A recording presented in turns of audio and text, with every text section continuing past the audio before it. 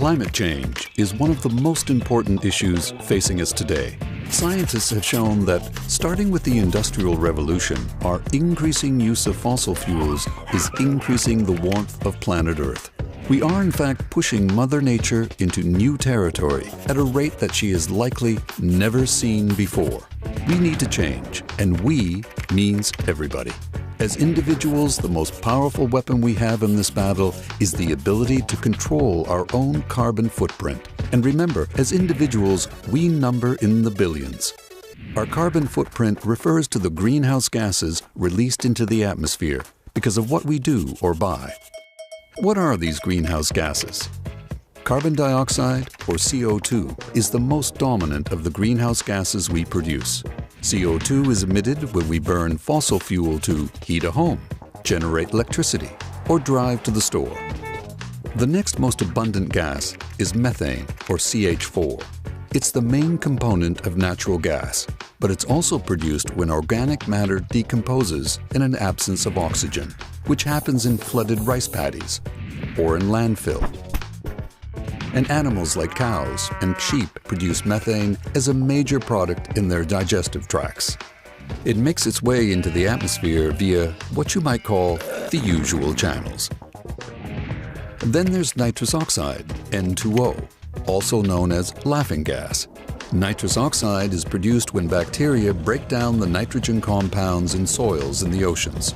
The use of nitrogen fertilizers in farming is increasing the rate at which nitrous oxide is being added to the atmosphere.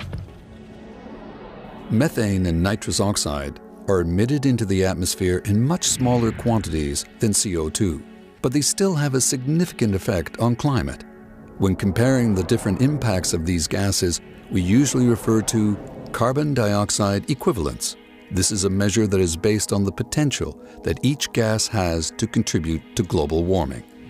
This graph shows the equivalent amount of human-induced global warming attributed to the different gases. So we know humans are causing greenhouse gas concentrations to increase, and this in turn is contributing to planetary warming. But what can you and I do as individuals? How can we reduce our carbon footprint? First off, we need to understand how a carbon footprint is calculated. Let's look at sending a text message. Direct climate change impacts occur when we use a product, in this case my cell phone, to write a text message, and the recipient's phone to read it. This requires the use of electricity. If that electricity was generated by burning coal or natural gas, the text message has a carbon footprint. Indirect impacts occur during the production and distribution of the cell phones. For example, fossil fuels may have been used to supply power to the phone factory and then to transport the phone to the retailer. And then if I drove out to the mall to buy it, well, as you can imagine, calculating the carbon footprint of an action can be challenging.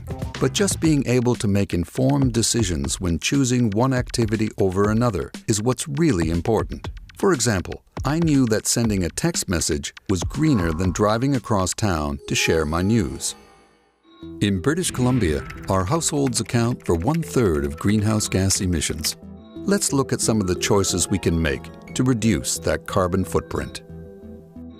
Food production and consumption are large contributors to greenhouse gas emissions. When shopping, consider these 3 factors. How was it produced?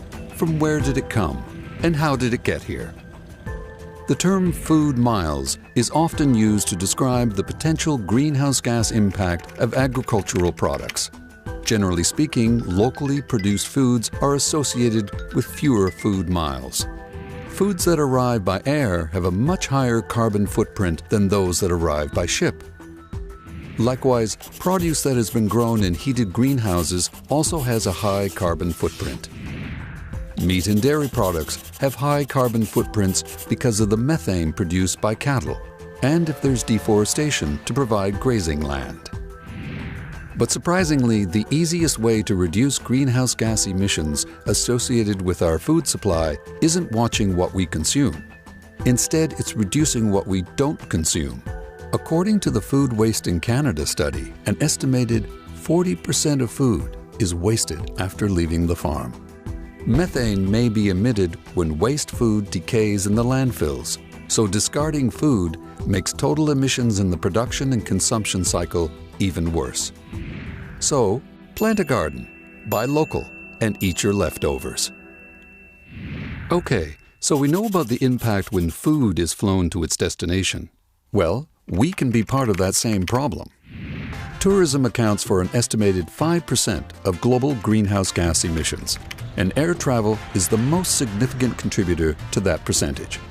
Taking off and landing uses the most fuel, so booking multiple hops will emit more greenhouse gases.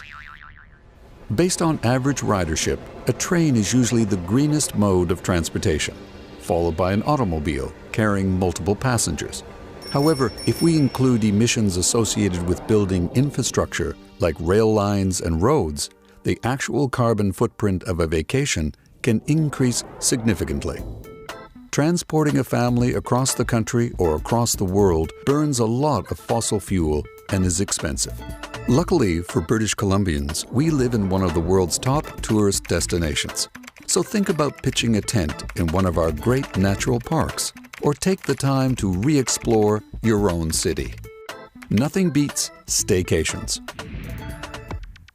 The carbon footprint of driving is influenced by several factors.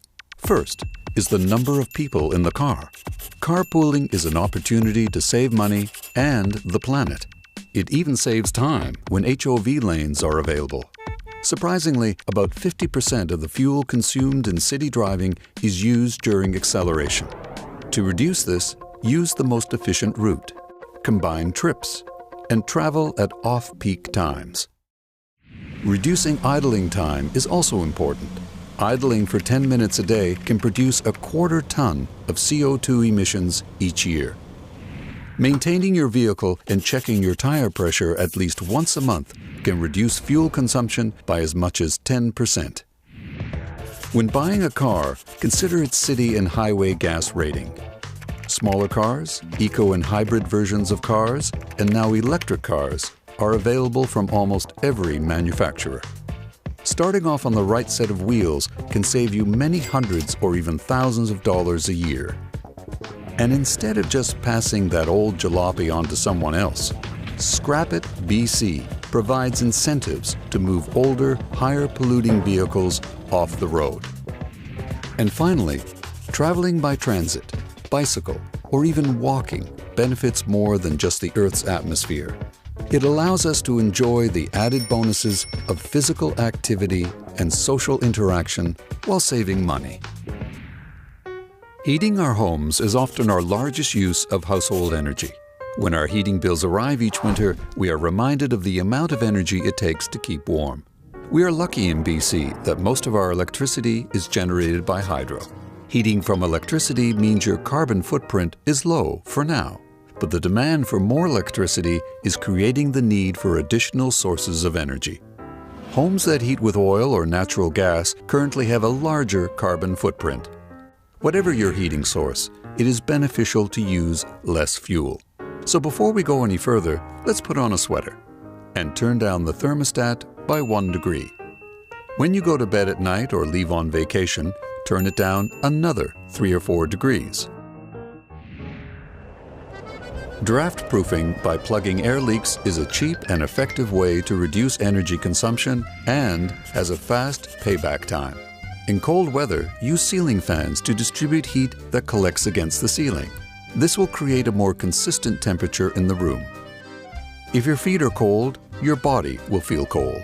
By placing area rugs on cold floors, you may be less likely to crank up the thermostat. Making informed choices about transportation, food, and energy use at home is one of the best opportunities we have as individuals to reduce our carbon footprint. Every little thing we can do to reduce our individual or household carbon footprint will help to combat global warming. And just imagine the impact if hundreds of millions of us, particularly in the wealthy developed countries, were to join that parade. You can make a difference.